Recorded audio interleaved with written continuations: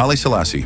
His rise, his fall is a biography of one of the mysterious icons of the 20th century, who reigned more years than any other ruler in our time. The main argument follows Haile Selassie's greatest skill: how to read global situations and use them to ensure Ethiopian independence, as well as his own personal advantage at home. The survival of Ethiopia, its territorial integrity, and its opportunity to advance in the world were all dependent on Haile Selassie, especially on his masterful ability to play the external-internal game.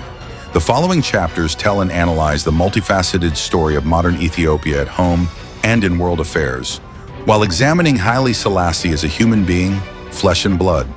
Haile Selassie was born Tafari Makonnen, the son of Ras Makonnen, a relative of Emperor Menelik II, 1889-1913. Ras Makonnen had been involved in nearly all affairs of the then-thriving Christian Ethiopian Empire.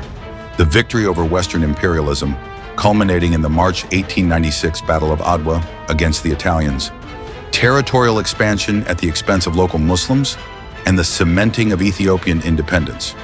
Young Tafari grew up in the town of Harar, his renowned father's citadel.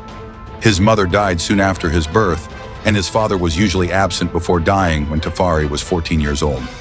Fragile in body but iron-willed, young Tafari found himself swimming in a sea of palace intrigues in the capital of Addis Ababa. If his father had been a loyal number two in the kingdom, Tafari sought to outdo his legacy.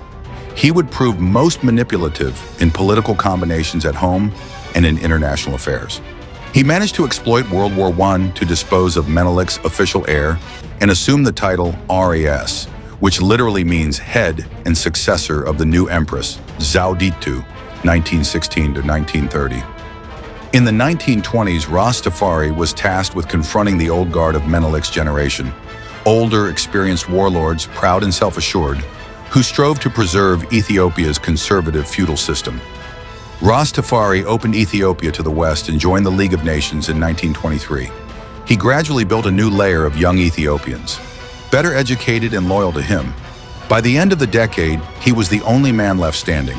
With the sudden and mysterious death of the empress in 1930, Tafari was crowned Haile Selassie I. He was also proclaimed, as were all previous emperors, a descendant of King Solomon and Queen of Sheba. Like them, he became the Lion of Judah. Haile Selassie I was a power-hungry ruler. He saw centralization of his control as a way to ensure independence in facing foreign ambitions, mainly Italian. However, provincial rivalries, jealousies, and intrigues encouraged Mussolini's aggression and ultimately contributed to the breakout of the Second Italo-Ethiopian War and Ethiopia's consequent defeat. In 1936, the proud Lion of Judah became a humiliated refugee.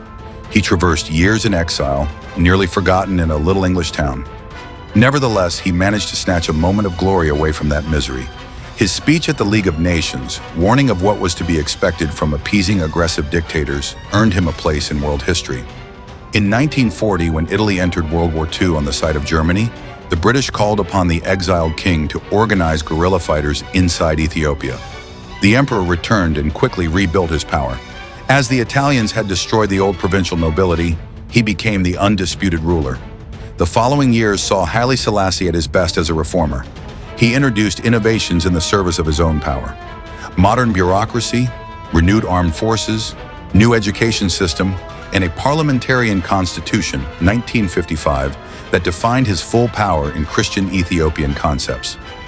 He also managed to release Ethiopia from Britain's sphere of influence and strengthened his country's connections to the United States.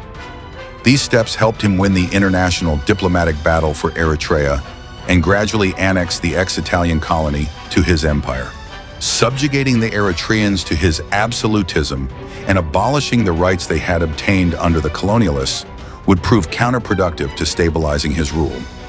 Meanwhile, Haile Selassie toured the globe, enjoying his prestige as a symbol of the anti-fascist struggle.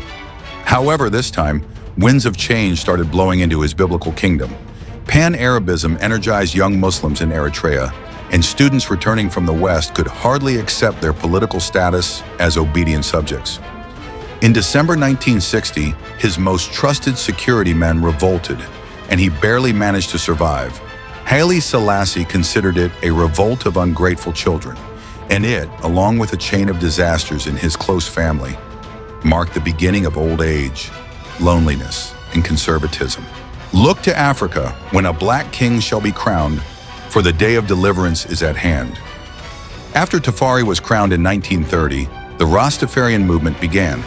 For millions of followers, Tafari's ascension to the crown was the realization of Garvey's prophecy. Thus, an international movement was born upon a triple foundation: the expectation of redemption to all blacks, a set of spiritual, biblically based Christian Ethiopian beliefs, and the concept of Haile Selassie is a Messiah, the reborn Son of God.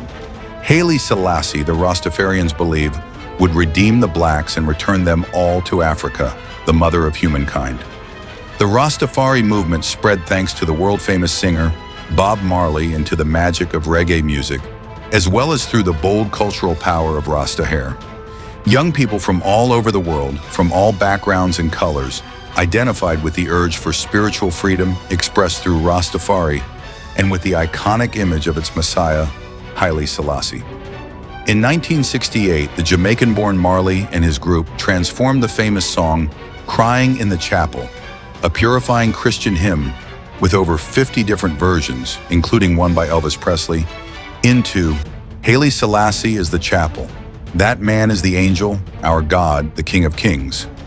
While the myths and iconography of Haile Selassie merit study, we shall study Haile Selassie as just a man, as a king who derived power from the religious culture of Ethiopia, but who was ultimately an earthly politician and a meaningful historical figure with all dimensions of strength and weakness.